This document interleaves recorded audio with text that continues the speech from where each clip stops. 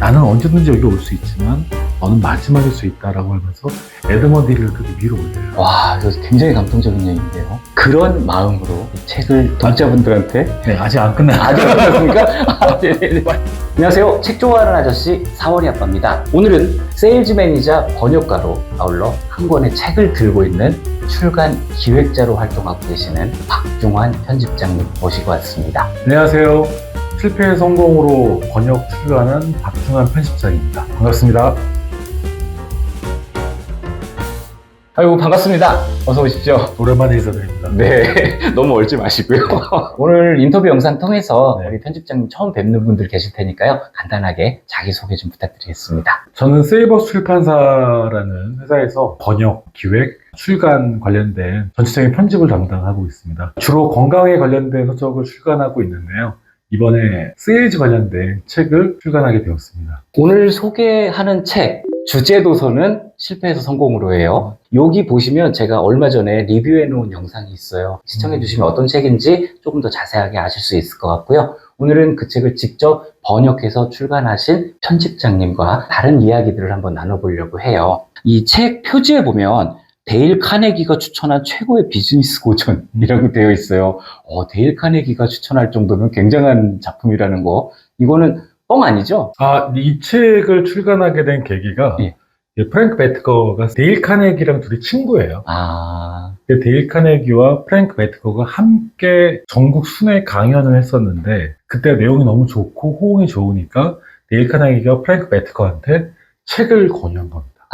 그렇게 해서 나오게 된 책이 이제 우리 손에 쥐어지게 된 거네요. 옮긴 계획을 부분에 고객이 인생이라는 히말라야 산맥을 넘어갈 때 묵묵히 동행하는 셰르파라는 표현으로 세일즈맨을 소개를 하셨거든요. 이 비유를 독자분들한테까지 그대로 확장을 해본다면 오늘 소개해드리는 실패해서 성공으로 라는 책이 우리 독자분들에게 어떤 셰르파 역할을 할 수 있을지 설명을 좀 부탁드릴게요. 에베레스트를 인간이 가장 먼저 정복한 시기가 언제인지 아시나요? 1800년대인가요? 1950년도. 1950년이에요? 얼마 안 됐어요.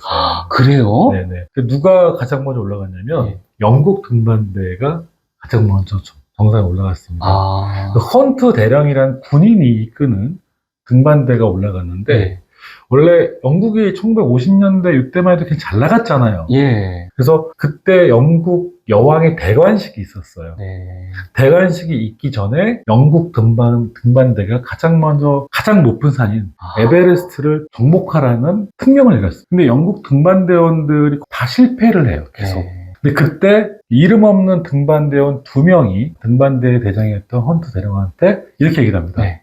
대장, 저와 텐진한테 기회를 주십시오라고 얘기해요. 네. 이 말을 한 사람은 에드먼드 힐러리라는 사람이었고요. 예. 텐진 노르게이라는 사람은 셀파였어요. 당시에 셀파는 인간 취급을 안 했어요. 근데 이 두 사람이 실력자였어요. 예. 그래가지고 헌트 대령이 어쩔 수 없이 그래 한번 해봐라. 두 사람이 올라갑니다. 두 사람이 올라가는데 정상 100m를 앞두고 에드먼드 힐러리가 처집니다. 근데 날씨가 안 좋아지고 있어요. 그래가지고 에드먼드 힐러리가 셀파였던 텐진 노르게이한테 텐진, 너 먼저 올라가라. 예. 정해진 시간 내에 영국 깃발을 꽂고 내려와라. 네. 라고 얘기를 합니다. 텐진도 올라가요. 예. 근데 나중에 시간이 지난 다음에 에드먼드 힐러리가 건강을 좀 회복하고 다시 또 포기하지 않고 올라가요. 네. 근데 만약에 정상이 여기라고 한다면 예. 올라가는데 정상 바로 앞에 텐진 노르게이가 기다리고 있는 거예요. 자기가 꽂질 않고. 그렇죠. 무려 30분이나 기다려요. 먼저 정상을 당신이 밟게나 그래요. 네. 그러니까 에드먼드 힐러리가 뭔 소리 하냐. 네가 먼저 올라가. 너 먼저 발을 밟아. 텐진 노르게이 이렇게 얘기합니다. 셀파한테는 히말라야에 있는 모든 정상이 정상이다. 네. 그러면서 나는 언제든지 여기 올 수 있지만 너는 마지막일 수 있다라고 하면서 에드먼드 힐러를 그렇게 위로 올려요. 근데 보통 정상을 정복한 다음에 뭐를 남깁니까? 사진 남기잖아요. 예. 근데 에베레스트 정상에 있는 에드먼드 힐러리의 사진이 단 한 장도 없어요. 왜요? 텐진 노르게이만 찍었어요. 즉 에드먼드 힐러리가 텐진한테 양보했던 겁니다. 이 꽂는 것에 대해서 30분이라는 시간을 기다려줬으니까 사진은 너가 가져라. 네. 그래서 제가 말씀드리는 거는 요즘 보면 모든 게 다 비즈니스, 경쟁. 그래서 밟고 올라가기 좀 급급한 것 같아요. 네, 먼저 깃발 꽂으려고 하고 네, 네. 남의 깃발 뺏어서 내가 꽂으려고도 하는. 적어도 에드먼드 힐러리와 텐진 노르웨이 같은 이런 어떤 배려 이런 게 있었으면 좋겠고, 그리고 또 이 책에서 보면 데일 카네기와 프랭크 베트거든 또 그런 사이가 있어요. 이 방송을 보시는 분들께서도 그런 사람이 내가 되면 어떨까. 네, 그래서 이런 셰르파 얘기를 꺼내주셨던 거군요. 앞으로 출간하실 책들, 그리고 지금까지 출간해주신 책들도 독자 여러분들한테 그런 셰르파 역할을 하고자 하시는 마음으로 출간해주신 책이라고 믿고 앞으로의 활동도 기대를 해보겠습니다. 이 책의 원제가 어떻게 나를 실패에서 성공으로 일으킬 수 있느냐라는 의미를 가지고 있는데요. 이 책을 처음 원서로 만나셨을 때 받으셨던 인상이 있을 거 아니에요. 그 느낌을 담아서 한 줄로 소개를 해주신다면 어떻게 하시겠어요? 평범한 사람이 화려하게 기여할 수 있는 방법. 저는 인간의 삶이 하나의 영웅의 삶과 다르지 않다라고 보거든요. 영웅서사. 평범한 사람들도 영웅서사로 이어지실 수 있다. 이거 되게 멋진 말인 것 같고 이 말 하나만 가지고도 굉장히 동기부여가 될 거라고 생각을 합니다. 보통 영웅의 구조가 대표적인 게 신화. 그렇죠. 예, 그리고 여러분들이 너무 좋아하는 뭐 영화. 대부분의 구조 영웅 신화를 따라가거든요. 네. 어떤 현실에 불만족을 갖고 새로운 세상에 도전을 하고 장애물을 만나고 또 조력자를 만나고 그래서 새로운 또 필살기를 얻잖아요. 그렇죠. 네, 무협지 같은 거 보게 나만의 되면 필살기를. 결국에는 나중에 악마나 뭐 이런 나쁜 사람들을 해치우면서 자기 마을로 돌아오는 게 영웅의 구조인데, 영웅이라는 게 뭐 슈퍼 히어로 같은 대단한 존재가 아니라 평범하고 다들 일상의 삶이라는 게 특이하지 않잖아요. 네. 그러니까 이 책이 그랬으면 좋겠어요. 요즘 보니까 20, 30대 상황이 녹록지 않은 것 같아요. 네. 그 친구들한테 이러한 삶도 있다. 프랭크 베트거의 이 책을 읽다 보게 되면 정말 맨바닥에서 시작하거든요. 그렇죠. 운동선수로 네. 활동을 네. 해서 그걸로 꿈을 이루려고 했으나 생각지도 못한 부상을 일에서, 당하고 예, 완전히 그리고 이제 다른 방황을 업계로. 하다가 네. 세일즈에 입문했었는데 결국에는 이러한 하나의 삶, 프랭크 베트거라는 바닥에서부터 시작한 하나의 인물을 통해서 용기를 좀 받았으면 좋겠고요. 네. 책 앞에 날개에 보면 역자 소개해가지고 IMF 시절 세일즈 세계에 입문했다. 그 후 20년 넘게 세일즈로 밥을 먹고 살아왔다 라고 쓰셨고요. 그리고 여기에도 써있네요. 평범한 사람들의 화려한 귀환을 꿈꾸는 이상주의자라고 적어 놓으셨던데요. 이 책을 읽으시면서 많은 영감을 받아서 지금까지 20여 년간 세일즈에 몸을 담으셨다고 알고 있어요. 이 책을 읽으셨을 때 이건 내 얘기 같은데? 라고 딱 닿는 지점이 있으셨나요? 진짜 이 책을 좋아하는 가장 큰 이유는 뭐냐면 제가 보험 세일즈에 입문한 다음에 4개월 만에 그만둘 상황이었었어요. 그 초반에는 실적이 그리 좋지가 않으셨었는데. 굉장히 어려웠었죠. 네. 어려웠었는데 우연치 않게 이 책을 보고 이 책의 주인공인 프랭크 베트거도 처음에 굉장히 어려웠었거든요. 프랭크 베트거가 다 모든 걸 포기하고 사무실에 와서 보통 짐 싸잖아요. 네. 네, 짐을 싸러 왔는데 그때 회의를 우연치 않게 듣게 돼요. 네. 그게 뭐였냐면 점장이 그런 말을 합니다. 이 일은 하루에 정직하게 4명에서 5명의 사람을 상담할 수 있다고 한다면 반드시 성공할 수밖에 없는 일이다라는 얘기를 해요. 예. 그 얘기를 프랭크가 듣고 내가 하루에 4명에서 5명 정도를 정직하게 만나고 있니? 라고 물어봐요. 스스로에게. 네. 그때 아니었거든요. 그러면서 다시 하루에 4명에서 5명을 정직하게 만나고 그때 그만둬도 늦지 않았다라고 얘기를 합니다.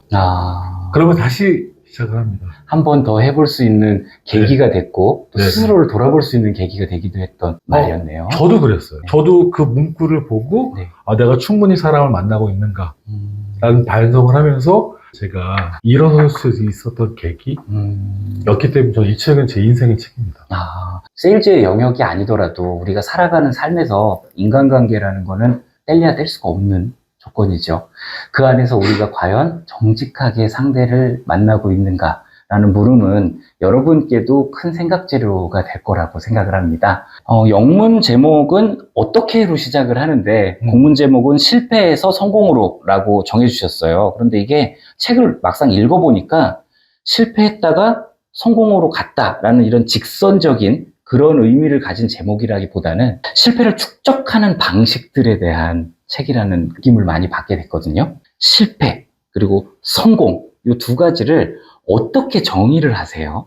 제 좌우명징이 하나가 뭐냐면 인생에 실패는 없다. 네. 오직 배움만 있을 뿐이라고 얘기를 하거든요. 네. 그러니까 어떻게 보면은 결국에는 내가 어떻게 바라보느냐의 문제인 것 같고요. 네. 성공도 우리가 보통 많이 말하는 게 뭐 100억을 버네, 뭐 200억을 버네. 그게 성공일까? 저는 그렇게 생각하지 않습니다. 네. 성공의 의미를 보게, 사전적인 의미를 보게 되면 내가 목적한 바를 이루는 것이라고 나오거든요. 예. 결국에 내가 원했던 것들을 이루어 나가는 과정 자체가 배움의 과정이기도 하고 성공의 과정이기도 한다고 생각해요. 예. 네, 그래서 저는 꼭 뭐 이건 실패고 이건 성공의 개념이 아니라 실패는 없습니다.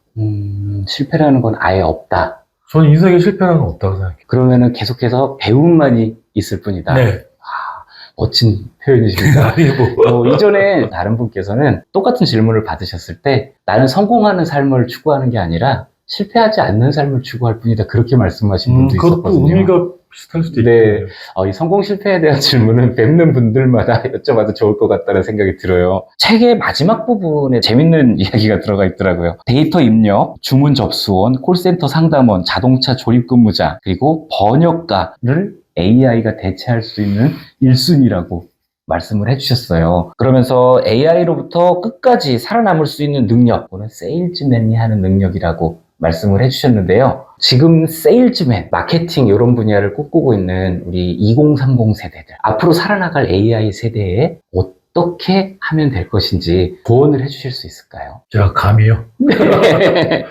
네, 근데 여기서 제가 세일즈맨이 살아남을 수 있는 직업이다라는 건 바람이고요. 네, 다만 그건 분명한 것 같아요. 결국 비즈니스는 관계로 이루어지잖아요. 네. 관계가 뭐 온라인상으로 이루어지는 경우도 정말 많지만 네. 세일즈라는 건 뭐냐면 팔기 어려운 상품이 있었을 때 세일즈맨이 필요한 거거든요. 잘 팔리는 상품은 맞아요. 세일즈맨이 필요 없어요. 네. 예, 애플의 아이폰 같은 경우는 세일즈맨이 없습니다. 보험이라든가 뭐 이런 상품들은 팔기가 어렵기 때문에 세일즈맨들이 있는 거거든요. 네. 근데 요즘 젊은 친구들 좀 어려운 것 같아요. 환경도 어려운데 제가 조언해 줄 수 있는 건 뭐냐면 세일즈를 통해서 정말 많이 배울 수 있을 것 같아요. 사람을 만나는 일이니까. 만나는 일을 통해서 수많은 장애물을 만날 것이고 어려움을 경험할 것이고 그 속에서 굉장히 많은 배움을 얻을 거라고 생각하고요.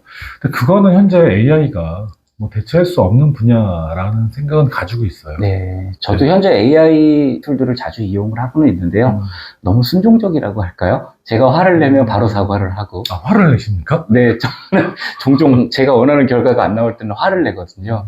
그러면 너무나도 정중하게 사과를 하는 모습에 이 녀석 감정이 없기는 없구나 그런 생각도 가끔 하게 돼요. 앞으로는 어떻게 더 활동하실 계획이세요? 지금도 여러 가지 일을 하고 계시는 걸로 알고 있는데요. 저는 책을 만드는 사람이니까요. 네. 지금 뭐 계속해서 뭐 건강 관련된 책도 나올 거고요. 그 데일 카네기 책을 제가 편역한 책이 나올 겁니다. 네. 이번에 프랭크 베트 책을 냈으니까. 네. 혹시 독자 원고 투고도 받으시나요? 그럼요. 원고 투고도 받으시고요. 네. 이메일로 보내주시면 가능합니다. 고정 댓글로 우리 박중환 편집장님 이메일 걸어 놓을 테니까요. 편집장님하고 소통하실 수 있으면 좋겠습니다. 근데 평범한 사람이 영웅이 돼서 다시 귀환하는 영웅 서사를 말씀해 주셨는데요. 전 그 부분 되게 재미있었고요. 히말라야 올라가서 깃발을 꽂는 이야기 따뜻하게 들었던 시간이었습니다. 오늘 인터뷰는 여기까지만 하고 우리 편집장님 보내드리는 걸로 하고요. 시청자 여러분들도 그런 이야기를 생각하시면서 이 인간관계 그리고 사람을 진실되게 만나는 것에 대해서 한번 더 생각해 보실 수 있는 기회를 가지셨으면 좋겠습니다. 그럼 이만 인사드리도록 하겠습니다. 저는 책 좋아하는 아저씨 4월이 아빠였고요. 저는 박중환 편집장이었고요. 4월이 채널 많이 응원해 주십시오. 고맙습니다. 감사합니다.